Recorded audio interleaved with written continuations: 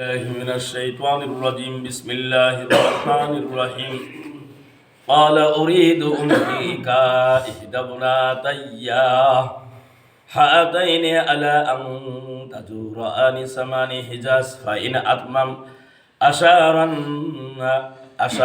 فمن عندك وما أريد أن أشك ستجدني إن شاء الله من الصالحين قال ذلك بيني وبين أيام الأجل فلا عدوان علي والله ما نكون وكيل فلما قضى موسى الأجل أسرى بأهله عن جانب الطور نارا قال لأهلهم كثوا إني آنست نارا لعلي آتيكم منها بخبرة أو جزوة من النار لعلكم تصطلون فلما نودي من شاطئ الوادي اليمين في البقعة المباركة من الشجرة أي موسى إني على الله رب العالمين صدق الله العلي العظيم সম্মানিত মুরব্বি ইকরাম বয়োজ্যেষ্ঠ ভাইরা সকলকে জানাই সালাম আসসালামু আলাইকুম ওয়া রাহমাতুল্লাহ আল্লাহ রাব্বুল আলামিনের দরবারে শুকরিয়া আদায় করি যে আল্লাহর মহান হুকুম সালাতুল ফজরের নামাজ কবুল করলেন মঞ্জুর করলেন আল্লাহর ঘরে এসে নামাজটা আদায় করতে পারলাম যে আল্লাহ কবুল করলেন সে আল্লাহর দরবারে একটু শুকরিয়া আদায় করি সকলে বলি আলহামদুলিল্লাহ বিশ্ব নবী সাইয়্যিদুল মুরসালিন রাহমাতুল আলামিন শ্রেষ্ঠ মানুষ শ্রেষ্ঠ নবীর প্রতি আমরা দরুদ ও সালাম পড়ি সকলে পড়ি সাল্লাল্লাহু আলাইহি ওয়াসাল্লাম সকল মানুষের জন্য আমরা দোয়া করি আল্লাহ আমাদেরকে ক্ষমা করুক আল্লাহ আমাদের প্রিয়জনদেরকে maaf করে দিক সকলে বলেন আল্লাহুম্মা আমিন আলহামদুলিল্লাহ আমরা কোরআনুল কারীমের সূরা আল কাসাসের আলোচনা শুনছি এ পর্যায়ে মুসা আলাইহিস সালাম যখন শোয়েব আলাইহিস সালামের বাড়িতে হাজির হলেন শোয়েব আলাইহিস সালাম তার সব কথাগুলো সব ঘটনাগুলো শুনলেন ঘটনাগুলো শোনার পরে আল্লাহর নবী সুলাইমানকে এই আল্লাহর নবী হযরত মুসা আলাইহিস সালামকে জিজ্ঞাসা করলেন ও মুসা তুমি এখানে কতদিন অবস্থান করতে চাও তো আমি তো সেই দেশ থেকে আইছি যাতে আমার মানুষ আমার নাম ভুলে যায় তারপরে যদি আমি যাই তখন হয়তো আমাকে কি কিছু বলবে না এই মুহূর্তে আমি চলে যাই খুব তাড়াতাড়ি তাহলে হয়তো আমার উপর আবার বিপদ আসতে পারে হুমকি আসতে পারে মারধর আসতে পারে তাই আপনি যতদিন রাখতে চাবেন ততদিনই থাকবো তবে বলছে যে আমি তোমাকে এখানে রাখতে চাই আমার একটা মেয়ের সাথে তোমার বিবাহ দেবো বলেন না আলহামদুলিল্লাহ তবে বিবাহর শর্ত হচ্ছে যে তুমি এখানে থাকবা এই বিবাহতে তুমি একদিন দুদিন নাই এই বিবাহ তো তোমার কাছে কোনো দেনমোহর নেই তবে দেনমোহরের এই টাকা পরিশোধ করতে হলে আমার বাড়িতে তোমাকে 10 বছর চাকরি টাকা লাগবে 10 বছর আমার পরিকর্মে খাওয়াতে হবে খাওয়ানোর পরে তাহলে দেনমোহর শোধ হয়ে যাবে বলেন আলহামদুলিল্লাহ একটা দুদিন নয় কয়দিন 10 বছর এখানে 8 বছরের কথা এসেছে 10 বছরের কথা এসেছে বলেন আলহামদুলিল্লাহ কোরআনে আয়াতে দুটো কথাই আল্লাহ কিনে তুলে দিয়েছে বস হয় 8 বছর আর নাই 10 বছর তোমার যেটা ইচ্ছা সেটা তুমি পালন করবা থাকবা আর তারপরে 10 বছর পর তুমি মনে করো আবার তোমার দেশে চলে যেতে তুমি চাও সেটা তোমার ইচ্ছা তোমার মনের উপর নির্ভর করবে আমি তোমাকে তাড়াবো না বলেন না আলহামদুলিল্লাহ আর আমি তোমাকে কষ্ট দিতে চাবো না তুমি আমাকে পাবা ভালো মানুষদের ভিতরে একজন বলেন না আলহামদুলিল্লাহ এবার আল্লাহ বলছে শুনেন কথাটা ক্বালা উরিদু শুআয়ব আলাইহিস সালাম বলল উরিদু আমার ইচ্ছা হচ্ছে হেকা আমি তোমার সাথে বিয়ে দিতে চাই ইহদাবনা তাইয়া আমার এই যে দুটো মেয়ে এই দুটো কন্যার ভিতরে যে কোনো একটা কন্যার সাথে ও মুসা তোমার সাথে বিয়ে দিতে চাই হ্যাঁ তাই রে তবে শর্ত হচ্ছে এই দুটো শর্ত তোমার কাছে আমি দিলাম হ্যাঁ তাই রে দুটো শর্ত দুটো কি বলছে হ্যাঁ তাই রে আলা আন তাজুরানি সামানি হেজাজ তোমাকে আমার এখানে 8 বছর চাকরি করা লাগবে তাজুরানি মানে চাকরি করা লাগবে অর্থাৎ মজুরদারি খাটা লাগবে আমার বাড়িতে তোমার থেকে আমার পরিশ্রম করে খাওয়ানো লাগবে তারপর যে টাকা হবে সেই টাকায় তুমি দেনমোহর শোধ করতে পারবা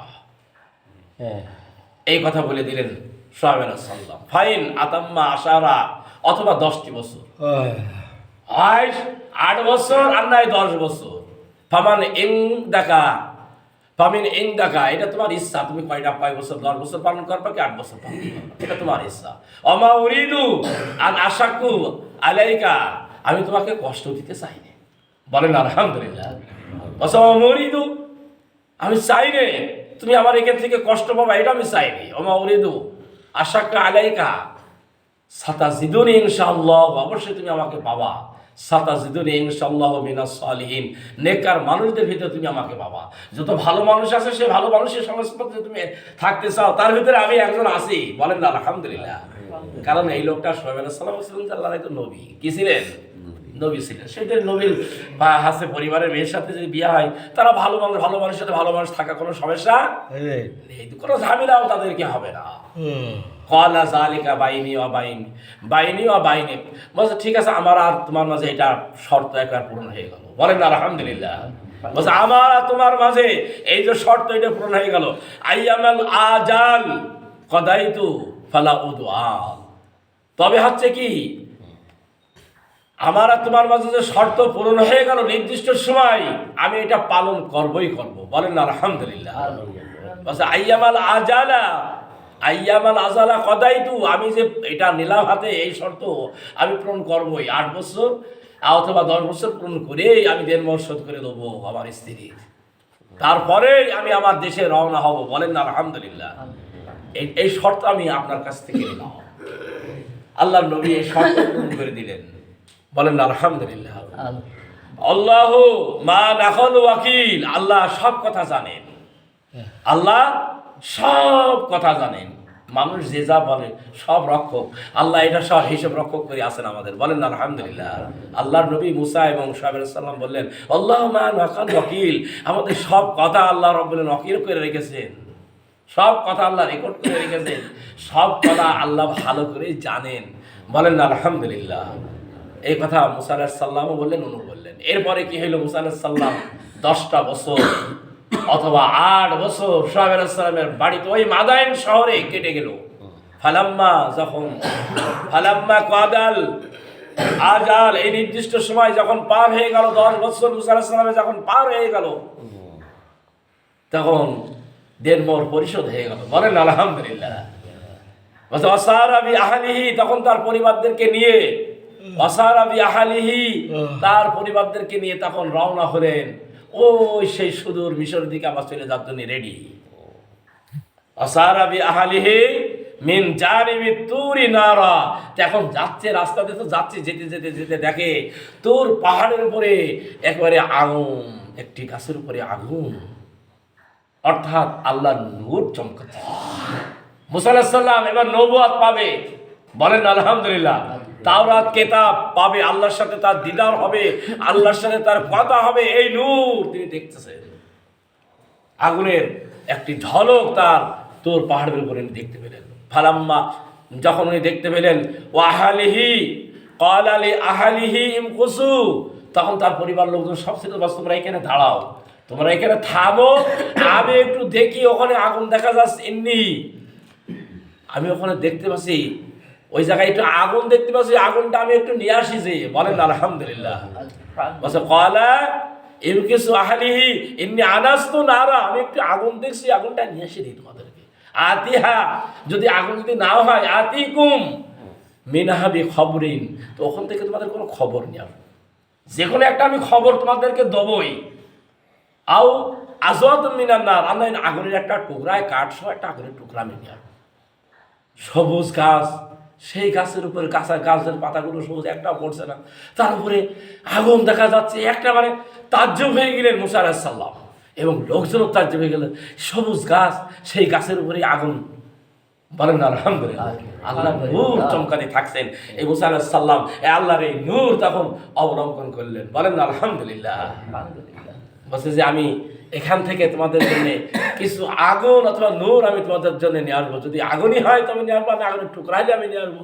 লাল লাখন তাস্তালিউন, আমরা তো রাতের বেলায় যাচ্ছি, শীতের মৌসুমে কষ্ট আছে, যদি আগুনই থাকে তো আগুনের টুকরা বেশি তোমাদের কাছে দেবো, আমরা একটু আগুন তাবিয়ে নেবো, আমরা একটু আরামবোধ করে নেবো। বলেন আলহামদুলিল্লাহ। মুসা আলাইহিস সালাম এই কথা বলে তাদেরকে দিয়ে এবার গেলেন। ফালাম্মা, যখন কি করলেন, আতাহা, মুসা আলাইহিস সালাম ওই তুর পাহাড়ের কাছে যখন আসলেন, নুদিয়া মিন শাতিল আদিল আইমানি, বলেন আলহামদুলিল্লাহ। তখন আল্লাহ ডাকলেন, নুদিয়া, আল্লাহ ডাকলেন, আহ্বান করলেন, ও মুসা। মুসা আলাইহিস সালাম খুশি হয়ে গেলেন, বলেন আলহামদুলিল্লাহ। ফালাম্মা আতাহা নুদিয়া, এইভাবে আল্লাহ রাব্বুল আলামিন ডাকলেন, মিন শাতিল আদিল, ওই উপত্যকায় থেকে ডানের দিক থেকে ইয়ামিন একজন তাকে ডাকলেন, ওই গাছ, সবুজ গাছের ডানের দিক থেকে একজন তিনি ডাকলেন।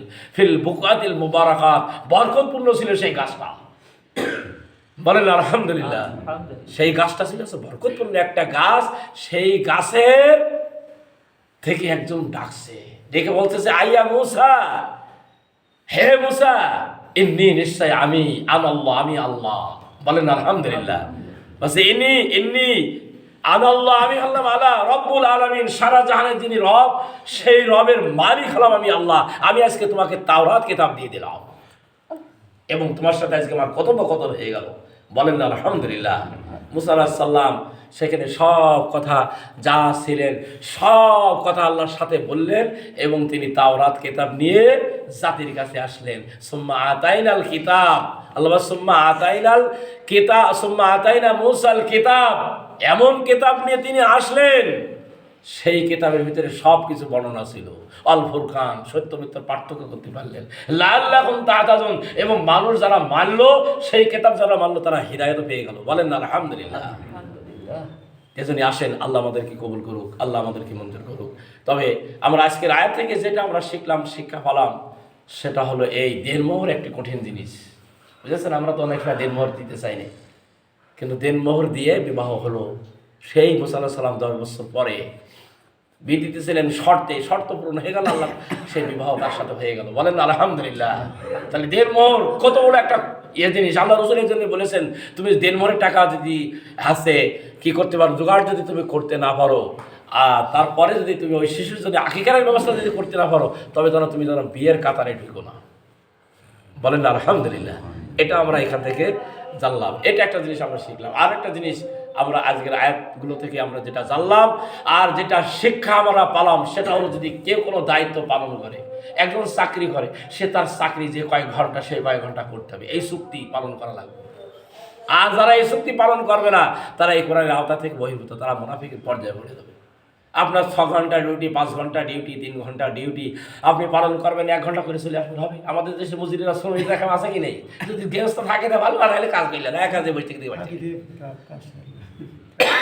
আল্লাহ বলছে না, এটা হারাম। এটা আমরা আজকের আয়াত থেকে শিক্ষা পেলাম। আল্লাহ আমাদেরকে কবুল করুক, আল্লাহ আমাদেরকে মঞ্জুর করুক, সকলে বলেন আমিন। আল্লাহুম্মা আমিন। রব্বানা যালামনা আনফুসানা ওয়া ইল্লাম তাগফির লানা ওয়া তারহামনা লানাকুনান্না মিনাল খাসিরিন। ওয়া রব্বানা আতিনা ফিদ দুনিয়া হাসানাতাও ওয়া ফিল আখিরাতি হাসানাতাও ওয়া কিনা আযাবান নার। আল্লাহুম্মা ইগফির লি হাইয়িনা ওয়াল মাইয়িতিনা ওয়া শাহিদিনা ওয়া গায়িবিনা ওয়া সাগীরিনা ওয়া কাবীরিনা ওয়া যাকারিনা ওয়া উনসানা। আল্লাহুম্মা মান আহইয়াইতাহু মিন্না ফাহইয়া লিল ইসলাম ওয়া মান তাওয়াফাইতাহু মিন্না ফাতাওয়াফাহু আলাল ঈমান। আল্লাহ, আমরা যাই কিছু তেলাওয়াত করলাম, পাঠ করলাম, আলোচনা করলাম, সবগুলো আল্লাহ তুমি কবুল করে নাও। এর উসিলে আল্লাহ তুমি আমাদেরকে মাফ করে দাও। আল্লাহ আমাদের আপনজনদেরকে আল্লাহ তুমি ক্ষমা করে দাও। আল্লাহ আমাদের প্রিয়জনদেরকে আল্লাহ তুমি মাফ করে দাও। আল্লাহ তোমার সৎ লোকদের অন্তর্ভুক্ত করে নাও।